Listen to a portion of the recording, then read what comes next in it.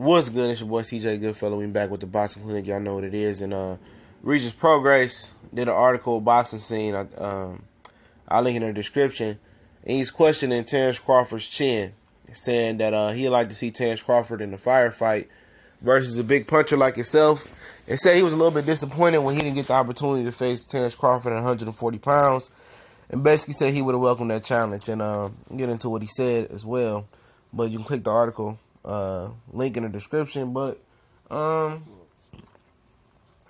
Regis said that probably Crawford would outbox him. He's a beautiful boxer, he's smart.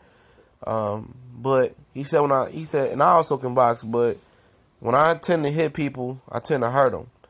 And I've been saying this for a while about Terence Crawford, especially guys who've been rocking with me for quite some time, that I don't know about the chin. I've seen him touched up a little bit, and I don't like the way he reacts to punches. I said the same thing about Earl Spence.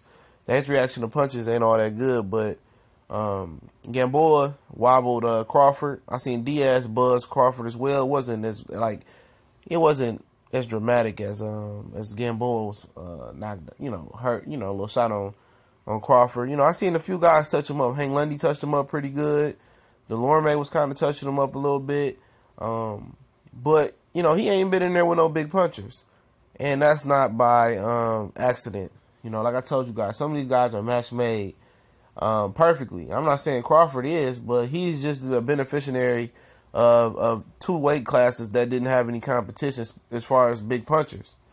And people say, well, Postal wasn't known as a puncher. He just, hurt Matisse eye. And Matisse eye had been swelled up for the last few fights, and he had been in some wars as well, but he ain't no big monstrous puncher. And Prograis is a monstrous puncher, but I'm not sure that at this point in his career he's experienced enough to get the bomb to where it needs to go. But in his style, he has a lot of deficiencies where he squares up, and he's gonna have to clean that up, especially going into the Postal fight. Where Postal was a guy who was a little bit more calculated, which he gave his props in the article. The Postal said he's smart. They got deceptive power, and Prograis will be tested by Postal if Postal has anything left. For some reason, this fight is going in him and Prograis and Postal is going out in Deadwood, South Dakota. Like, what the hey? I mean, they could have did that fight in a better place, but back to Crawford. But yeah, Crawford hasn't been in there with big punches, and people just think that Crawford's going to walk up and just just eat punches and all that. That's not the case. He get touched a lot, and if these welterweights touch him, it'll be interesting. Or a guy like Prograis touch him with his power, it'll be interesting to see how Terence Crawford takes the power. And a lot of people think it's a foregone conclusion that he's gonna take shots and keep it going, but he has kind of closed that gap up of getting hit by a lot of right hands and a lot of the same shots, and he's getting better. But when you a guy like Terence Crawford, you take chances, and you're very offensive, and you like to press forward and not just be a defensive wizard. You kind of balance it out a little bit more. You're going to get hit, a lot, and you're going to hit a lot regardless. We're going to hit flush. You get hit flush. And it'd be interesting to see a guy like Prograis, hit Crawford. It'd be interesting to see a guy like Earl Spence hit Crawford. It'd be interesting to see a guy like Keith Thurman hit Crawford. And see how he takes those punches from a real solid welterweight.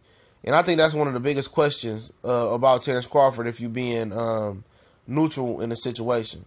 How his power translate, how his speed translate, how his physical strength translate, and how his ability to take a shot on the chin. A lot of people thought it was a foregone conclusion that Adrian Broner was going to move up to 147 and be able to take Madonna's punches. Or people, that was a question people did have, but people were like, he'd be able to take Madonna punches. Madonna is a good puncher, but people thought Adrian Broner would be able, with his size and his physical gifts, would be able to do that. And a lot of people is going to, jumping the gun as well as what a lot of fans did with Adrian Broner, with Terence Crawford, basically saying that, they just think he's going to go up there and just translate like 1 + 1 = 2. But that's not the case, because if that was the case, I think this guy would have been fighting at 147 a long time ago. I think it's a reason why this guy was fighting at 135 and 140. And we'll find out. I think he'd be all right, though, but it'll be interesting to see the first big punch he get landed on, and see how he reacts, and see how the physical strength from other guys, play out versus him. But Prograis ain't saying nothing. It's just a elephant in the room nobody want to talk about, especially people who top rank pro Terence Crawford, which I'm pro. You know, I'm pro just seeing the best fights. I don't have nothing against Bud. Bud is an excellent fighter, but it's a valid question. Can he take him on the chops from a big puncher? He has not fought a big puncher since he signed with Top Rank. You want to say British Pushcott was a big puncher? That was a guy that was past his prime. Victor Postal was not known as a big puncher. He just so happened to make Matisse quit. You know, Delorme, he ain't had no monstrous puncher. I mean, Hank Lundy ain't a puncher. Ndongo wasn't a puncher. Ricky Burns wasn't a puncher. Ray Beltran wasn't a puncher. Klimov wasn't a puncher. I mean, Derry John wasn't a puncher. So you can go on and on. He hasn't fought a big puncher, and that's just the last check on the checkbox left for Terence Crawford.